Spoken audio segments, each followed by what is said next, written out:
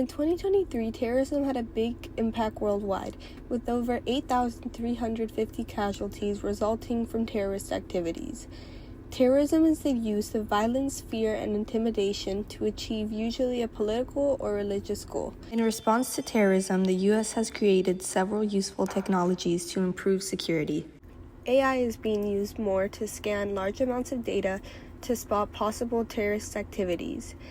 An article by Sancfor Technology states that AI can analyze user activity and identify deviations from normal behavior patterns. From a technological stance, AI technology allows for hands-free analysis of data, making the process faster and more reliable in identifying potential threats. Countries often work together to fight terrorism, which helps them form stronger alliances, share information, and combine security efforts. The UAE Embassy talks about how the UAE works closely with the U.S. and Gulf Cooperation Council countries on counterterrorism missions and border security. With all of these efforts come a strain on national security resources.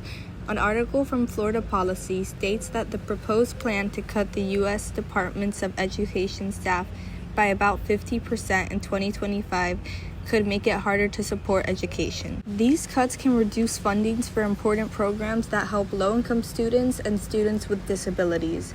Economic stance, the funds towards counterterrorism can take away funds from other essential public services such as education.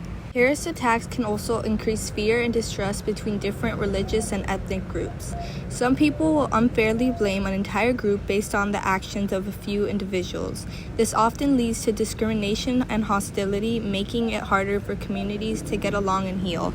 How can our society continue to live in harmony if terrorism compromises our peace? Imagine you're enjoying a nice walk in Miami. Suddenly, a man under the influence attacks you, leaving you hospitalized. You take legal action against him, but instead of serving time in prison, he's sentenced to rehab and after completing his treatment is released back into the public. This scenario shows the debate between prison and rehabilitation in the justice system. While prison is traditionally used as a form of punishment for crimes, rehabilitation programs focus on addressing the core issues that lead to the criminal behavior. On NPR mentions how 2/3 of convicts are rearrested after their release and will most likely return to prison. Then it explains how rehab programs reduce reoffending and allow for prisoners to be released without causing trouble. From a social stance, these programs help inmates rebuild their lives and join into society. Rehab programs are also cost efficient. An article by The Times talks about how putting someone through court and sentencing them to a year in prison costs the government £60,000. By putting them in therapy and actually rehabilitating them costs the government much less. From an economic point of view, rehabilitation is much more cost-effective than prison. Prisons are expensive, while rehab programs usually cost less and save money by reducing the need for future imprisonments. Unfortunately, some of these programs are ineffective. Not all rehab programs are going to work for everyone, and some offenders might not fully participate or benefit from the programs, which means that it won't help them change their behavior. Many believe that rehab programs are useless because they're too soft on offenders, especially for the more serious crimes that harsher punishments like prison are needed. An article published by The Sun states how last year nearly 1,000 sex offenders avoided prosecution if they signed up for therapy, visited a library, or took educational courses. From a social perspective, many people feel angry that offenders can avoid punishment and believe that serious crimes deserve harsher punishments to ensure justice. To what extent are we willing to sacrifice justice for the sake of rehabilitation? Art institutions are organizations like museums, galleries, and cultural foundations that support, collect, and educate about art. Art venues, on the other hand, are the spaces, physical or digital, where art is actually shown. These can range from grand museums to public installations. Many artists being represented by an institution can be a game changer, offering visibility and connections that can elevate their work from the local scene to international acclaim. Institutions play a pivotal role in legitimizing and providing visibility to artists. For instance, the recent opening of White Cube's first permanent U.S. gallery in New York has been noted for showcasing fresh and new art, offering artists a significant platform to reach broader audiences. From a social stance, this shows how the expansion represents more than just a physical space. It's an endorsement of artists who get the opportunity to showcase their work. Art venues also play a vital role in preserving and nurturing our cultural heritage.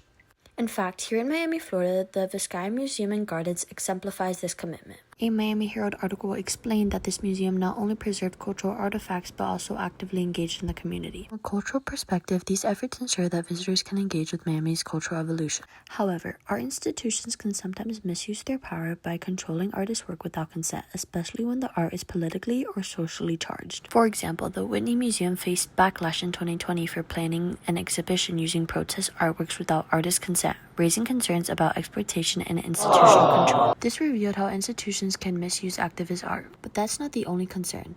Accessibility is another major issue. For example, major art fairs like Art Basel often feel more luxury events for collectors and celebrities than inclusive celebrations of culture. This contributes to a perception that art is only for the elite, rather than something that should be shared among all. So, while art institutions preserve culture and elevate artists, they can also exclude voices, control narratives, and limit access. The question isn't whether we need these institutions, it's how we hold them accountable. Imagine you're at a doctor's office and there's a magazine on the table, but you scroll through your phone instead. Later, your eyes are tired from the screen and you grab a printed flyer for a quick read. That's how print and digital media coexist in our daily lives, each useful in different ways. One major advantage of print media is its tangibility. Printed materials are easy to hold, keep, and revisit without worrying about battery life or internet connection. In fact, an NPR article supports this by saying people are more likely to remember information they read on paper because it engages with more senses. From an educational stance, this improves recall by engaging multiple brain systems, making it essential for learning. Print media is also often seen as more credible because it goes through stricter editing and publishing processes. 2020 Guardian report supported the idea that people still rely more on traditional print resources for accurate information. From a technological perspective, print media is seen as credible because once it's published, it can't be easily changed, unlike digital media which can be edited instantly. However, constant screen time of digital media can cause eye strain and fatigue, reducing focus. Plus, pop-up ads and notifications make it easy to get distracted. For instance, a report by WPLG highlighted that increased screen time has led to more cases of eye strain and vision problems. These findings suggest that excessive digital media use can contribute to both reduced focus and physical discomfort. But it's not just screen fatigue. Digital media also raises concerns about privacy and information overload. With so much content being shared online, users often face issues like data tracking, targeted ads, and misinformation.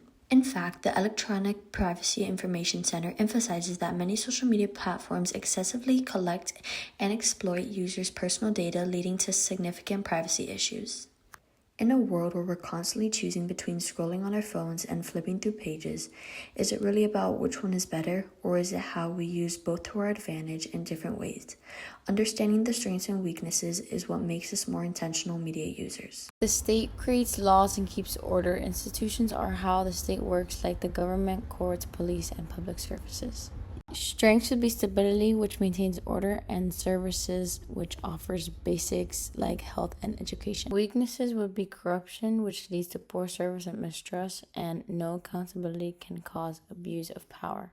In the Financial Times, Wolf emphasizes that strong institutions help keep society stable. Drawing from academic research and decades of experience, the program is based on the fundamental principle that law enforcement agencies and communities must work together to address violent crime to make their neighborhoods safer.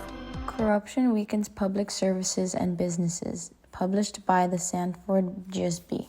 Lack of accountability reduces trust in government, stated by the World Bank. Socially, it provides access to healthcare, education, and justice. And if we were to look at it at an environmental standpoint, it manages climate response and environmental protection. Strong state institutions protect rights, support growth, and keep society fair. Level district court judge. Secure the border. The state and its institutions are essential to how society functions. When they work well, they protect rights, support development, and create fair opportunities for all. They help solve problems, deliver key services, and keep order in everyday life. But when they fail through corruption, unfairness, or lack of accountability, people are left behind. Services break down, trust is lost, and inequality grows. That's why it is so important to build strong, fair, and transparent institutions that truly serve to the public. If laws weren't enforced and institutions didn't exist, how could a society remain safe, fair, and organized? 5, 4, 3, 2, 1. Space exploration is the study and discovery of outer space using satellites, spacecraft, and advanced technology. The space industry includes businesses and organizations that develop space travel, satellite systems, and new technologies for the use of both on space and on Earth. It advances technologies like GPS, medical tools, and satellites, as well as jobs, because millions of careers in science and technology are developed because of space exploration. Two challenges would be that it is highly costly and space junk. Many people may argue that these costs should be spent on other things such as medical advances. This official report by the Space Foundation outlines how space research has led to advancements in medicine, communications, and everyday technology. NASA has built several medical devices and procedures, including ear thermometers, insulin pumps, and artificial ICDs. Publified by the Nativist highlights economic growth in the space sector and the number of jobs created globally through both public and private space efforts. NASA alone supported over 300,000 jobs in the U.S. in 2024. The European Space Agency details the growing problem of space debris and its implications for future missions. This space junk can crash into working satellites and is dangerous for astronauts. It can socially inspire young people to pursue careers in science, engineering, and technology. However, it also raises concerns about who gets access to space and who gets left behind. Cultural viewing space has influenced art, movies like WALL-E, and even fashion. It gives humanity a shared sense of wonder and curiosity, reminding us how small we are in the universe and how much we still have to learn. Space is valuable, but we must explore it wisely. How can we balance exploration with responsibility?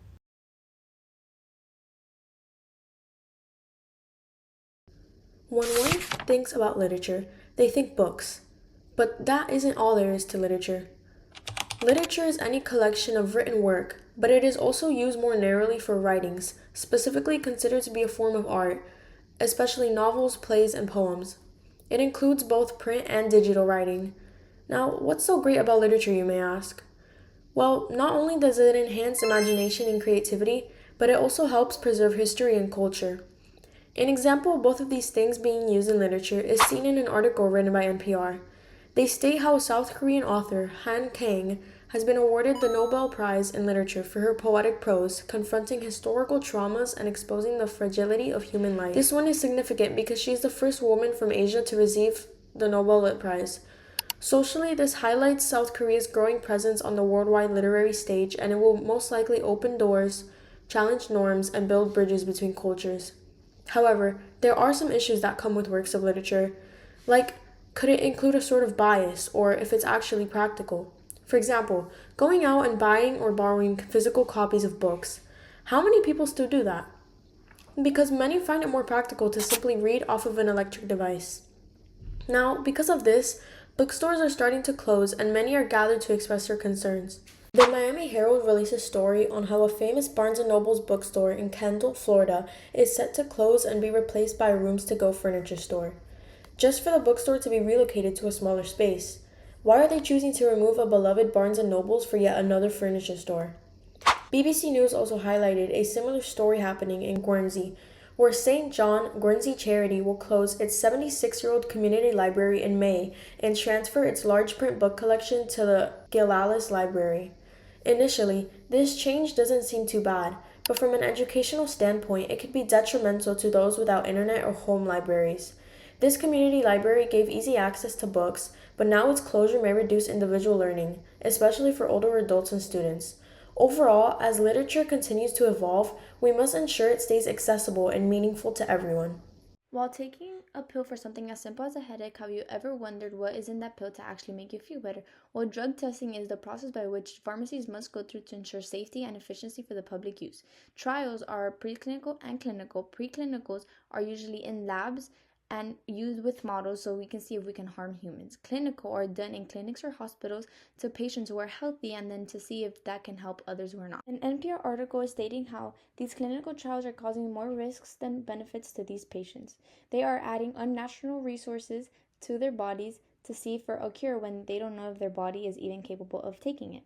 Well, this is causing more patients to go hospitalized without them knowing the harms. With that being said, another article on NPR is stating how human guinea pigs, which means they're being used as testers, are making life worth of living through just getting tests done in clinics.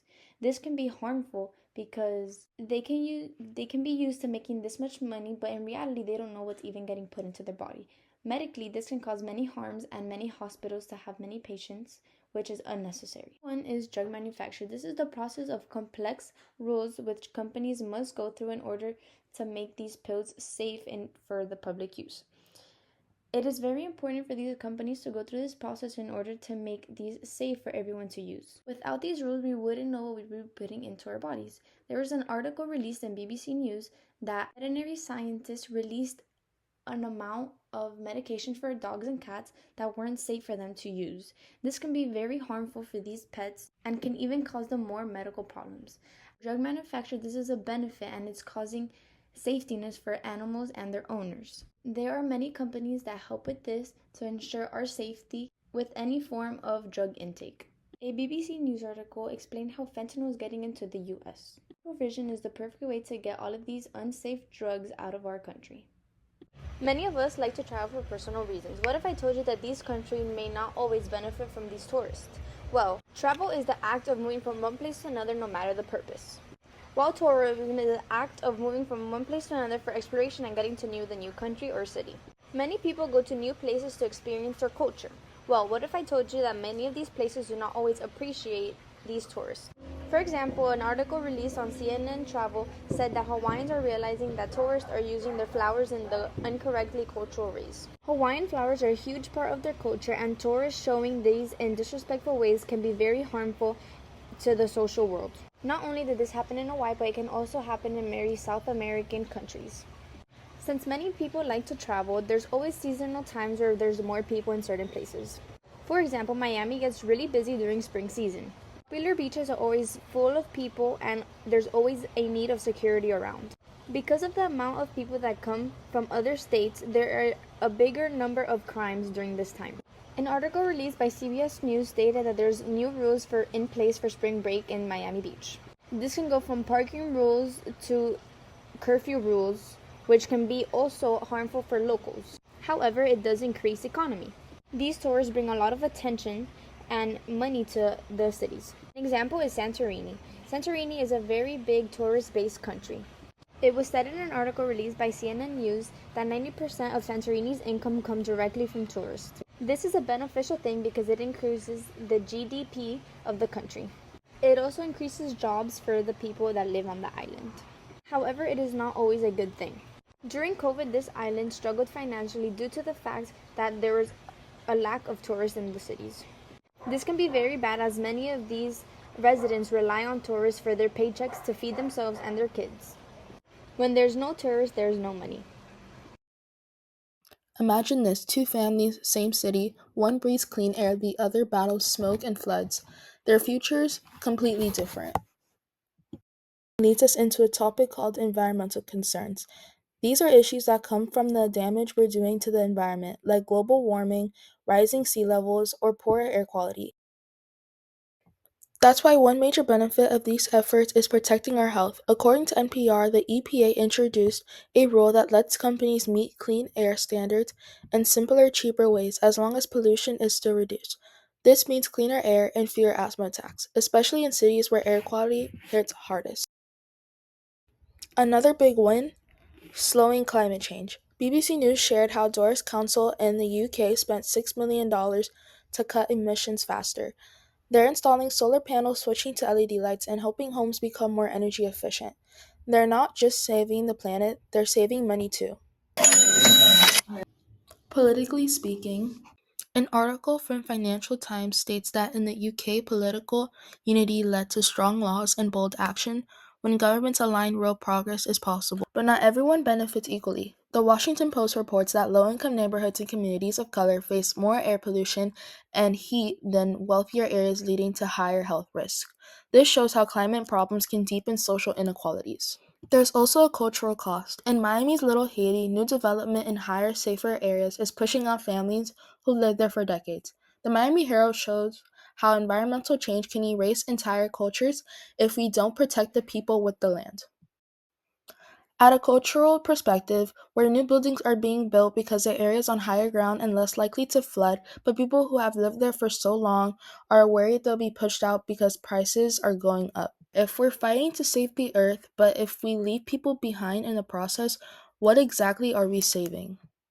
The data shows that the majority of book censorship attempts are now originated from organized movements, pressure groups, and government entities that included elected officials, board members, and administrators. Initiated 72 of the demands to censor books in school and public libraries. Censorship is a suppression or regulation of speech, public communication, or suppression of public communication or other information. Freedom of media means giving the right to journalists and media organizations to report news and opinions without government or corporate interference. Freedom of the arts is the right of artists to create and share their work without censorship, limitations, or fear of persecution. Acts like the COPPA, CIPA, and the FERPA were made to ensure kids' safety and to protect their privacy. Articles found on the Federal Communications Commission, U.S. Department of Education, and Federal Trade Commission state that the CIPA aims to protect children from exposure to obscene or harmful content on the internet, particularly in schools and libraries. The COPPA protects the privacy of children, making it unlawful for websites and online services to collect personal information from children. The FERPA is used to protect the privacy of student education records, giving parents and eligible students the right to access and control over their disclosure. From a technological standpoint, censorship involves using tools and techniques to monitor, filter, and block online content, ensuring children's safety. Another advantage would be how censorship prevents the spread of misinformation. Articles from UNESCO and Duke Today state how censorship, when carefully applied, can protect public health and democracy. During early 2020, COVID-19 misinformation led to thousands of hospitalizations and hundreds of deaths. Limiting the spread of harmful falsehoods like on Facebook and WhatsApp can prevent real-world harm while preserving responsible communication. On the other hand, censorship suppresses free thought and creative expression. In an article posted on the Human Rights Watch, they state how an artist in China gives a formal send-off for his studio that was completely demolished because his art wasn't in the regulations of China and their censorship laws. From a social standpoint, censorship limits free expression, making people afraid to speak openly, silencing most voices. Another disadvantage is the banning of books, which is another form of censorship that stops people from hearing new ideas and seeing the world from a different perspective. In an article from the National Review, they state how the book To Kill a Mockingbird is being banned from many schools because of racial slurs, but how one can feel humbled and sympathetic qualities lacking in our current national discourse. Imagine if your voice, your creativity, or your truth was silenced in the same way. Globalization and its impacts. Globalization means the speed up of movements and exchanges of human beings, goods and services, capital, technologies, or cultural practices all over the planet. One of the effects of globalization is that it promotes and increases interactions between different regions and populations all over the globe. Some of the pros of globalization is that it lowers prices overall and higher the standards of living to some. Some of the cons are that it damages the environment and income inequality. From an economic stance, globalization is beneficial because globalization can accelerate economic growth in developing countries by increasing trade and investment opportunities. From an employment stance, globalization is detrimental because some sectors or occupations may experience job displacement due to global competition and technological advancements. My first article is from NPR. With sweeping tariffs, Trump tries to rewind globalization. According to NPR, Trump is increasing the cost of tariffs. This can negatively impact manufacturers and business owners because of the cost it is to import and export their products. NPR also states that lower income families are also getting impacted by the increase in cost of tariffs. This extra cost impacts the food, clothes, and basic necessities they need to live. Lower income families are struggling greatly because of this.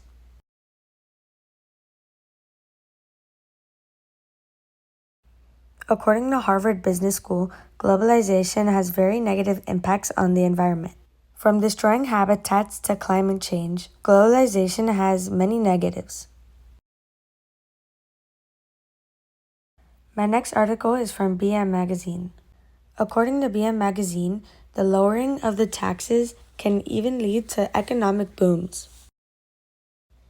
These booms can positively impact the economy and even influence other cities to do the same. These posts from Instagram talk about Trump's tariff policy and how he's trying to end globalization.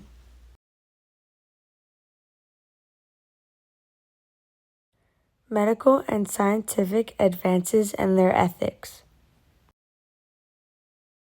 Medical and scientific advances and their ethics refer to the moral principles and considerations that guide the development and application of new medical and scientific technologies and knowledge, ensuring they are used responsibly and ethically, prioritizing patient well-being and societal benefit.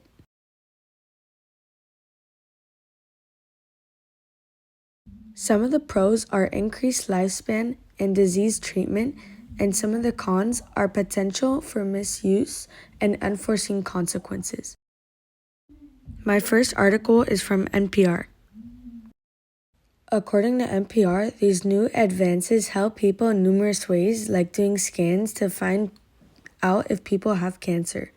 Finding cancer early can benefit people's lives by helping them live longer and healthier.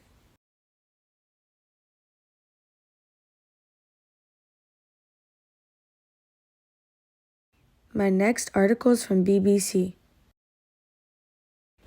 According to BBC, these doctors who aren't trained properly or simply just don't care can use the data that isn't legal and can misuse it for various things. My next article is from Miami Herald. According to Miami Herald, the government is trying to get rid of vaccines.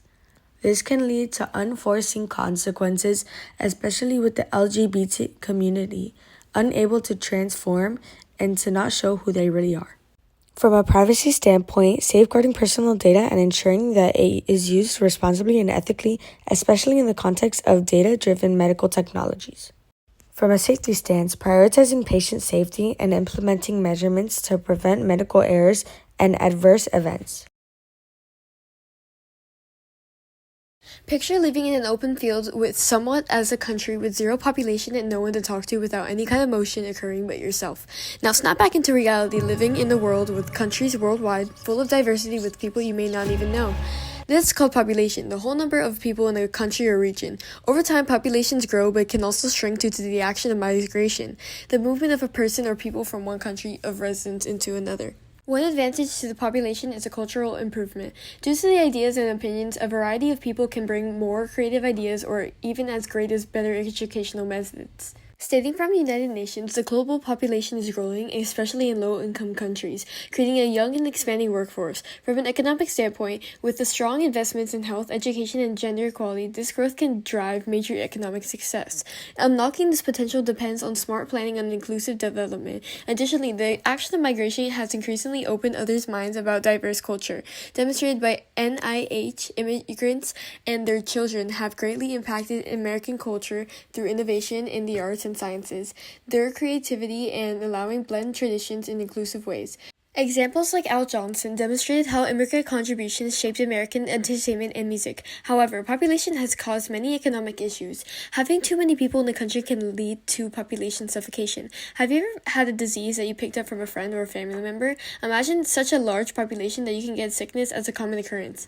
As stated from CNN, demonstrated by 2050, the growing, aging U.S. population is expected to include 22% over age 65 will manage to get cardiovascular disease, affecting an estimated 61% of adults. Increasing chances of obesity, diabetes, and poor diet, especially when involved in public diverse communities, will make these rates higher. As the population expands and changes, the bigger the health risk will get.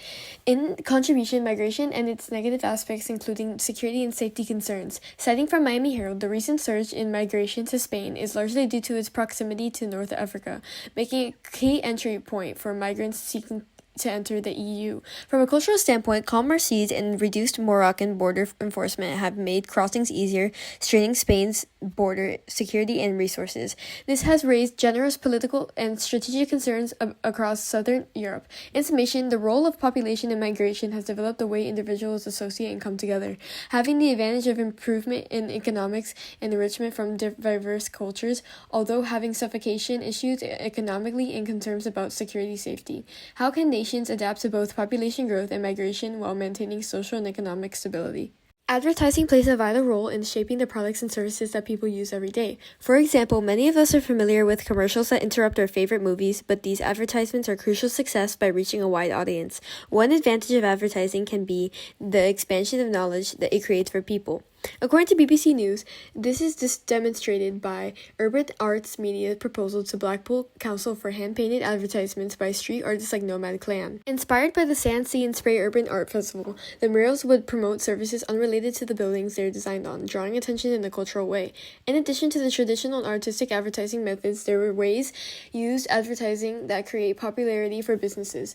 Found by Miami Herald, Pippa Sechrist, a co-founder of Miami Ad School, designed a project where students created a social campaigns to promote racial healing. One of the ideas involved launching a YouTube channel for cross-racial conversations, while others developed a public campaign for sharing personal experiences related to race. Although this was a part of a school project, it had broader societal impact. On the other hand, there are many negative consequences for advertisement. Adverts may hide the true meaning they are trying to promote due to misinterpretation. For instance, when a teacher gives a lesson to a class, the instructions can possibly come off as vague to different students' understanding. From a political standpoint, it is important to consider that most elections of any kind can be competitive with false advertisements, messages, or inappropriate comments. One major issue is deepfakes, when the video of a person is in their face or body has been digitally altered so that they appear to be someone else. According to NPR, in 2024, these AI-generated deepfakes memes raised concerns about election manipulation. One example was a deepfake of Biden urging New Hampshire Democrats not to vote, created to highlight AI risk. While AI fakes didn't drastically alter elections, they influenced public perception and spread false news. In contribution, advertisements can have a detrimental effect on consumerism. Have you ever scrolled on the app TikTok for hours? Not only can this be time-consuming, but this can also start to cause multiple bad habits. From a social standpoint, it is important to consider the many app users TikTok has, making this a global effect to a wide range of individuals. All in all, the action of advertising has led to the major developments in their daily lives, whether it feels for the good or worse. On the positive side, advertisements can increase the expansion of knowledge and popularity with promotions. However, this can lead to risk of high consumerism and simple misinterpretation. How can advertising shape a population's daily choices and mindsets?